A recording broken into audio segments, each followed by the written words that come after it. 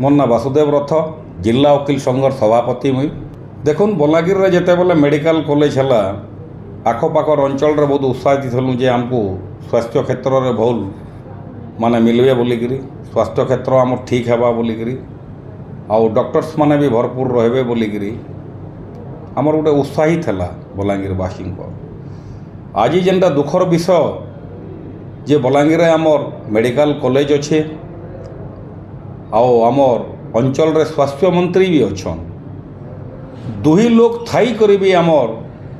अवस्था बहुत सांघातिक अच्छे से लगी बलांगीरवासी बहुत दुखित विभाग अनेक अच्छे बाकी कौन सी विभाग रे डॉक्टर किंबा प्रोफेसर नैन देखुन हार्ट रो किए नैन करेंटली आमर 8-10टा हार्ट पेसेंट ई मास रे एका माने मरी जाइछन गोटे आमर आईनजीवी भी एक्सपर्ट करी गले गोटे एक्स हॉस्पिटल रे चाकरी करते से भी एक्सपर्ट करी गले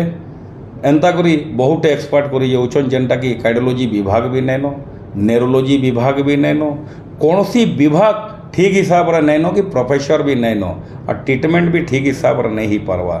तो बलांगीरवासी इता के नहीं करी बहुत चिंतित बहुत दुखित और मेडिकल कॉलेज खाली बिल्डिंग कंस्ट्रक्शन रे बहुत विराट दिशुचे सेन जो देखबे कौन सी प्रकार फैसिलिटी नैन ब्लड बैंक नैन ईसीजी नैन कौन सी टेस्टिंग रो लगी से माने हॉस्पिटल हेडक्वार्टर के आसबार के पड़ुचे और दुही जगार कम्युनिकेशन हो 5-7 किलोमीटर डिस्टेंस रे जेनते पेसेंट मरी भी जाऊँगी देखुन इतार लगी आम सेवराल टाइम तक सीएम के स्वास्थ्य मंत्री के भी जनईलु बाकी माने कौन सी दृष्टिगोचर नहीं करवा एम्बुलेंस रे आनिक खाली फिकी देले नहीं हुए पेसेंट रो अवस्था देखबार के पड़वा और कौन सी जेन फैसिलिटी नहीं न आम मझे डिमांड करूँ जे दुईटा के गोटे जगार कराऊ जदि भी नहीं होचे बोले इन फैसिलिटी गुड़ाक कराऊ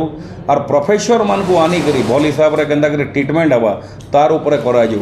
स्वास्थ्य मंत्री के भी बार बार कहगलान आमर अंचल रे स्वास्थ्य मंत्री थाई मेडिकल थाई जदि आम लॉलीपॉप धरिकी बसीमा बलांगीर अंचलवासी तो ताहले हॉस्पिटल थाई लाभ किसी नैन स्वास्थ्य मंत्री थाई भी किसी लाभ नैन तो आम निवेदन है ऑनरेबल स्वास्थ्य मंत्री को आम निवेदन करुचु से जेते जल्दी है शीघ्र बलांगीर गोटे कार्डियोलॉजी रो विभाग खोल जाऊ आउ न्यूरोलॉजी रो विभाग खोल जाऊ एंता करी अनेक विभाग माने अच्छे तार उपरे दृष्टिगोचर करी लोग माने केन्ता करी स्वास्थ्य उपरे ठीक हिसाब रे पाई पारबे से तार उपरे से दृष्टिगोचर करू नचेत आगामी दिन रे बलांगीरवासी जेन हिसाब रे उत्तेजित हेले न जेन प्रकार आंदोलन हेबा हॉस्पिटल चूरमार हो बोलिक आम मन करूँ।